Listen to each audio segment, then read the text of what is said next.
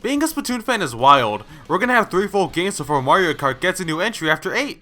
But there's this weird feeling that we're being starved. We can thank that specifically to how Splatoon 3 is in desperate need of marketing that better expresses how different the game is from 2, but that's leaning into its own discussion. I need my own way to entertain myself until we get to 3.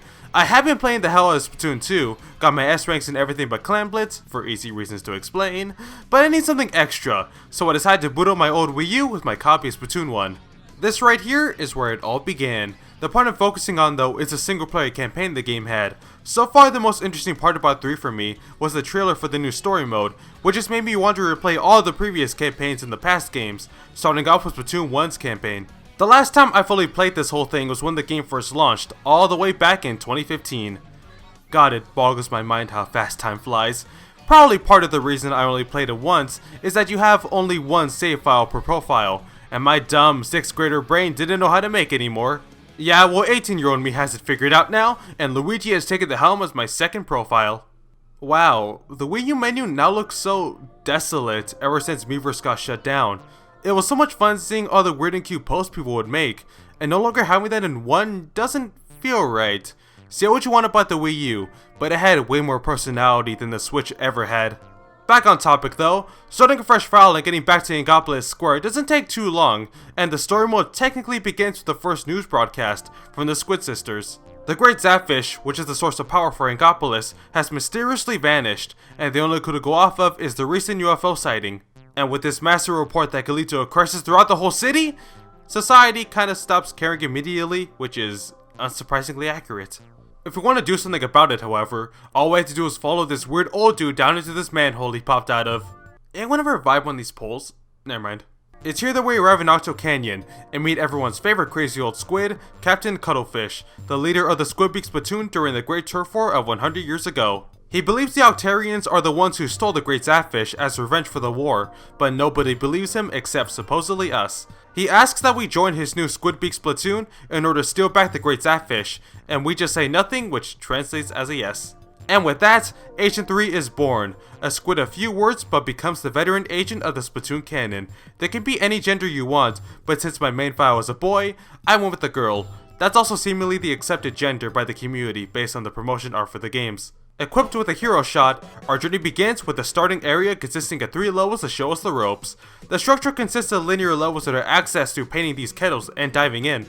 While the multiplayer of Splatoon uses its gameplay mechanics to make a team-based shooter, the single player of Splatoon is more like a 3D platformer. The goal of each level is to make it to the end and collect the mini Zapfish.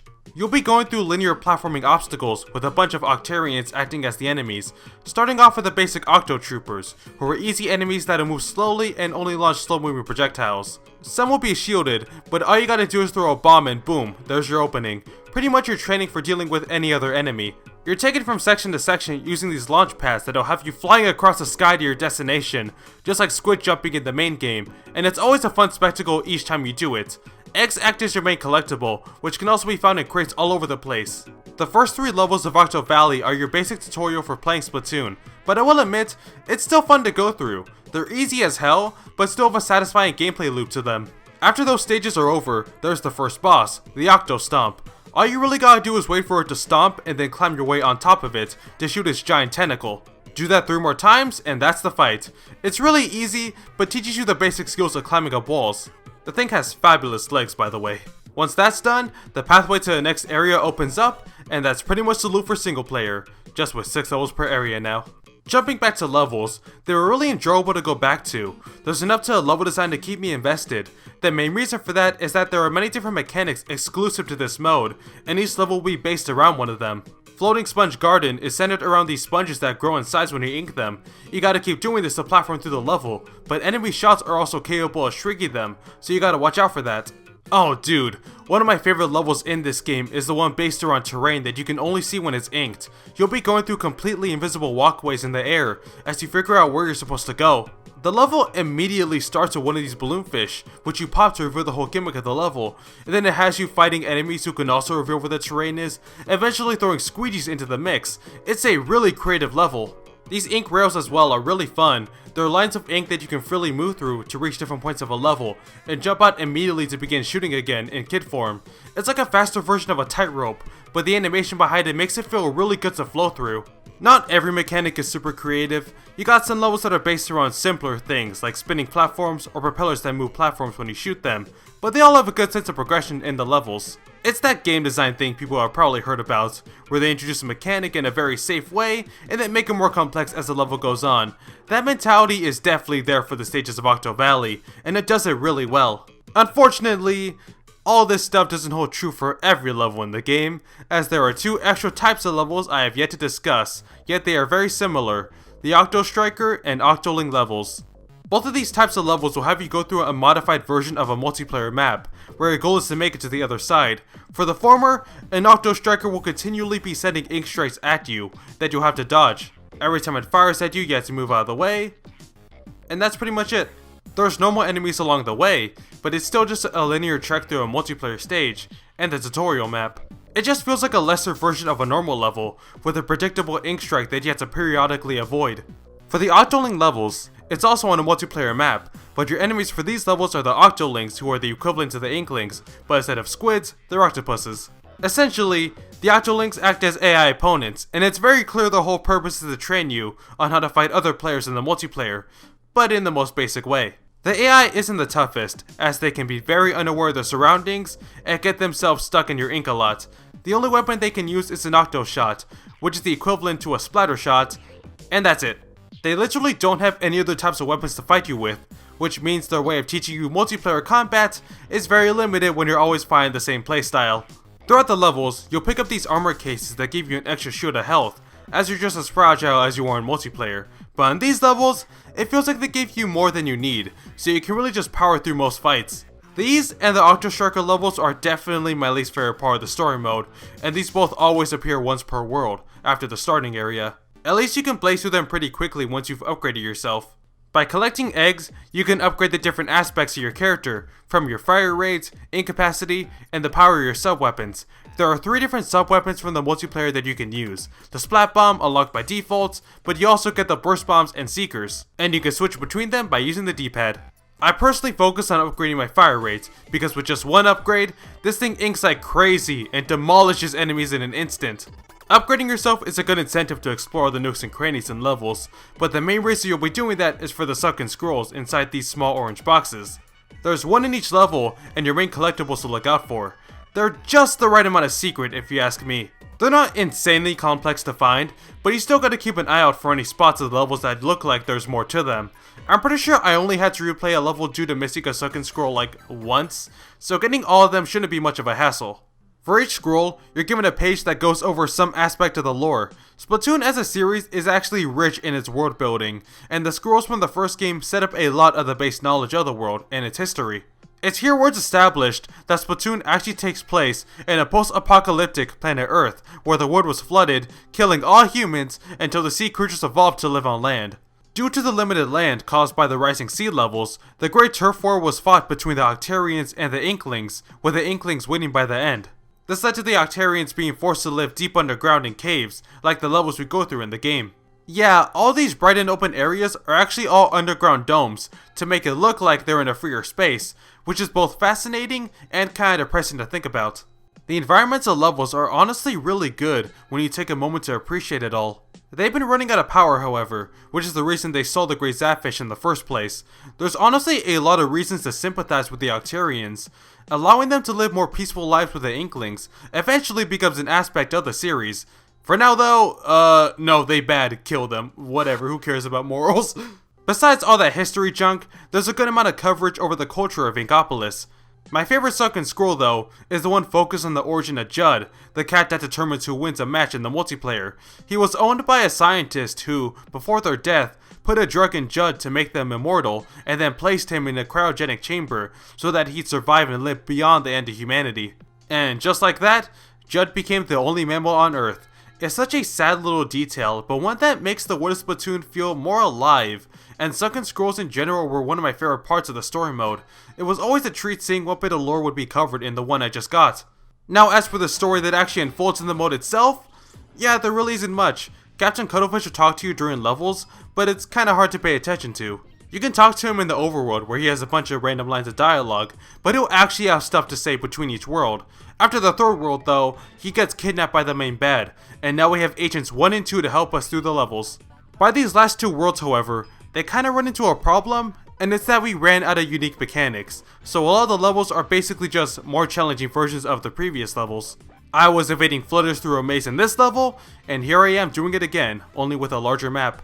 It doesn't help that there's also still the Arctic Striker and Octoling levels to go through as well, so by the last area, there's very little new to what levels will throw at you. In a way, you can see it as the game testing you on the obstacles you've gotten used to, but these levels aren't that much harder. Another thing I noticed too when playing the Charger levels was how numerous levels would end with a small arena where you'd fight a few Octolings, but they'd give you a special to totally destroy them. I stuck with the Charger though, so this took a while. You can play with the Charger in the single player by using the Inkling Girl amiibo, along with the Ruler if you have the Inkling Boy amiibo.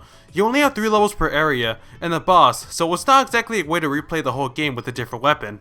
You get a few rewards for doing these challenges like some equipment, and a gamepad game that I can't show off because how does anyone record a gamepad in the year 2022? My lord! I only have the Inkling Girl amiibo though, so I can't show off how the Roller or the challenges featuring the Squid amiibo work. For the little squiddy thing, instead of a weapon, you can go through levels as the Kraken special, or play levels with limited ink. And that one specifically is the most interesting to me, but my only reference is Chugga's LP. No! It's really annoying to me how all this is locked behind amiibo, one of those times where the amiibo feels like a fancy way to have paid DLC, instead of being a neat figure to have with some neat bonuses. I only mentioned the first boss, but to continue from there, the Octonozzle is next. It's a tower boss where you gotta move around and destroy its weak points. Not particularly hard or that interesting, just make sure you jump over its balls. But a rather disturbing aspect of boss levels is that after you defeat them, if you stand around for a bit, you'll start hearing these really unsettling background noises, like the apocalypse is happening with screams and crashing occurring.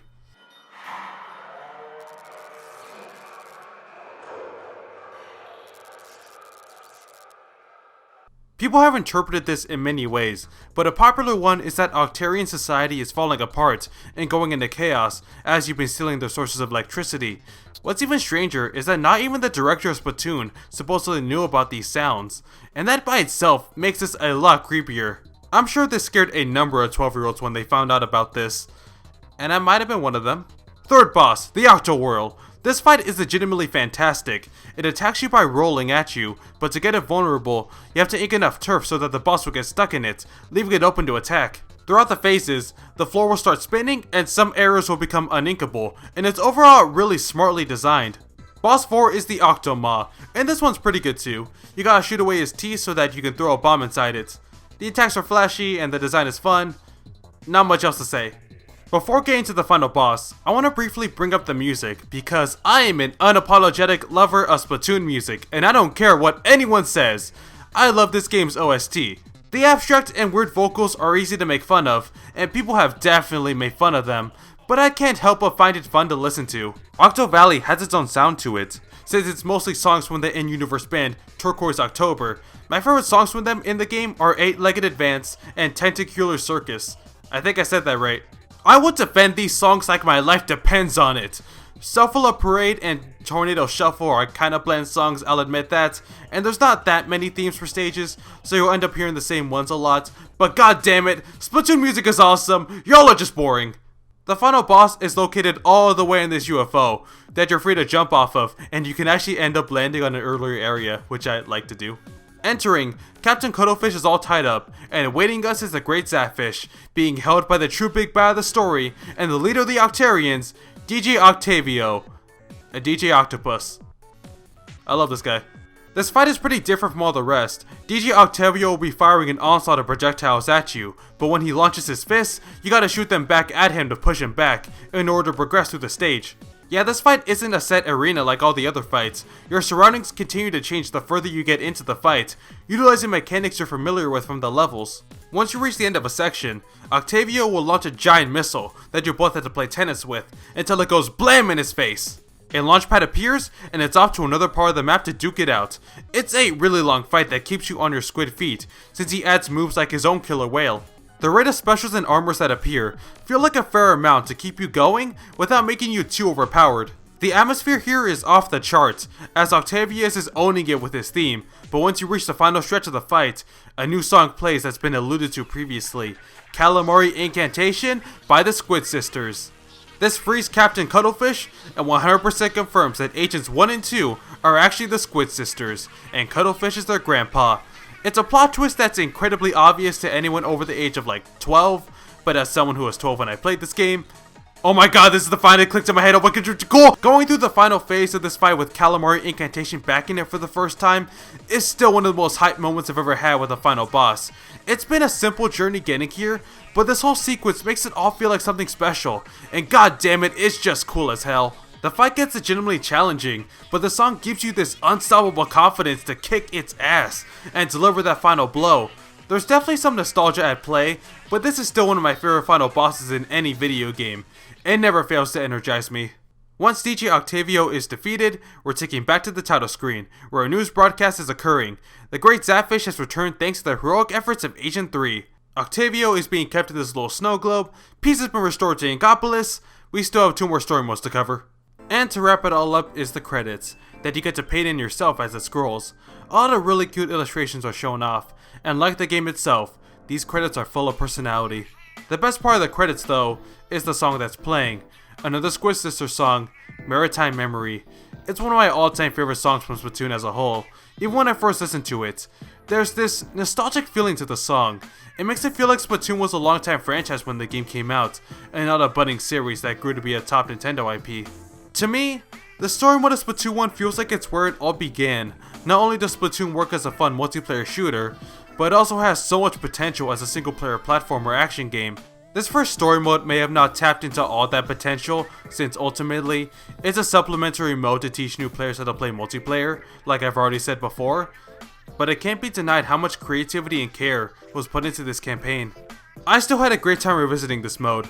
The story mode of Splatoon 1 remains an important part of what made that game what it is to me. But that leads us to one specific question. Does the same hold true for Splatoon 2's story mode? See you guys until then.